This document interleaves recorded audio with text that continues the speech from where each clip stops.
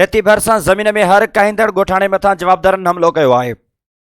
सदाम हुसैन मलिक की रिपोर्ट मूजिब रेती लॻु जंगल मलिक में एक ॾींहुं अॻु हथियारबंदनि पारां हमलो करे हर काहींदड़ ट्रैक्टर के बाहि लगाए छॾी। एक नौजवान ज़ख़्मी, जंहिंजे वाक़े जी रेती थाणे ते पुलिस FIR दाख़िल करण का जवाब ॾेई छॾियो, जंहिं ते मुस्तफ़ी भुट्टो मीडिया सां ॻाल्हायो आहे। संदसि चवणु आहे त रेती पुलिस जवाबदारनि खां पैसा वठी रिश्वत एवज़ असांजी FIR दाख़िल करण का जवाब ॾेई छॾियो आहे। पुलिस उबतो असां मथां ट्रैक्टर चोरीअ जो इल्ज़ाम बढ़े छॾियो आहे। जॾहिं त पूरे इलाइक़े में ॾिठो त दर्जन खां मथे हथियारबंदनि असां मथां हमलो करे फायरिंग कई ऐं असांजो नौजवान असगर भुट्टो गोली लॻण सबबि ज़ख़्मी थी पियो आहे। हथियारबंदनि जो जवाबदारनि हर काहींदड़ ट्रैक्टर के बाहि लॻाए छॾी, जेको सड़ी राख थी वियो। असां मथां लठियुनि ऐं मुक्कनि जा वसकारा लाता विया। असां ग़रीब आहियूं, तहफ़ुज़ ऐं इंसाफ़ फ़राहम कयो वञे।